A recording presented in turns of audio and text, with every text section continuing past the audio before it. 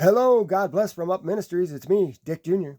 Uh, I've come to you today to read you Isaiah chapter 2. Now, I prayed and I asked God to help me to speak with you before I started this video today. And I suggest anytime you place yourself in God's Word that you pray also, that you ask for knowledge, wisdom, and understanding just like I do. And He's going to give them to you, and that's His promise, not mine, and it's in here in many places. You want to look for it. But the reason why is He wants us to understand what's contained in this book, which is His perfect plan of salvation through Jesus Christ, His Son. Okay, so from the creation to the last day, everything we need to know about salvation through Jesus Christ is contained in this book. Okay, so that being said, I'm going to go ahead and get started here in chapter 2 of Isaiah. The word which Isaiah, the son of Amoz, saw concerning Judah and Jerusalem. Now it will come about that in the last days the mountain of the house of the Lord will be established as the chief of the mountains, and will be raised above the hills, and all the nations will stream to it. Kind of like today. And many people will come and say, Come, let us go up to the mountain of the Lord, to the house of the God of Jacob, that he may teach us concerning his ways, that we may walk in his paths.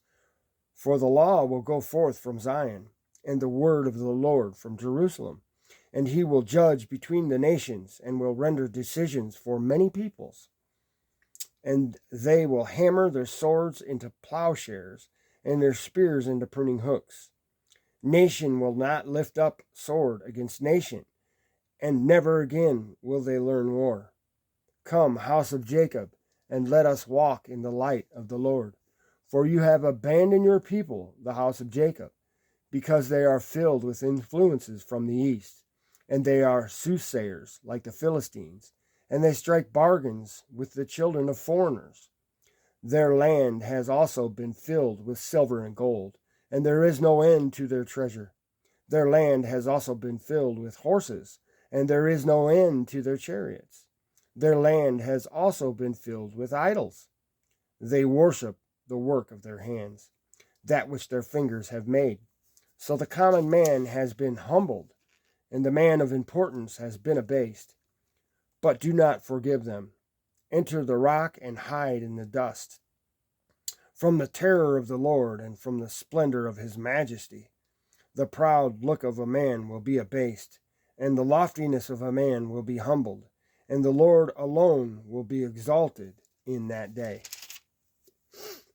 For the Lord of hosts will have a day of reckoning against everyone who is proud and lofty, and against everyone who is lifted up, that he may be abased. It will also be against all the cedars of Lebanon that are lofty and lifted up, against all the oaks of Bashan, against the lofty mountains, against the hills that are lifted up, against every high tower, against every fortified wall, against all the ships of Tarshish, and against the beautiful craft. The people of man will be humbled, and the loftiness of men will be abased, and the Lord alone will be exalted in that day. The idols will completely vanish. Men will go into caves of the rocks and into holes in the ground before the terror of the Lord and the splendor of his majesty when he arises to make the earth tremble. In that day, men will cast away to the moles and the bats their idols of silver and their idols of gold, which they made for themselves to worship. In order to go into the caverns of rocks and clefts of the cliffs, before the terror of the Lord and the splendor of his majesty, when he arises to make the earth tremble. Stop regarding man, whose breath of life is in his nostrils, for why should he be esteemed? So that is 2nd Isaiah chapter 2, or I mean 2nd Isaiah, only Isaiah chapter 2. Goodness. Thanks for listening. God bless.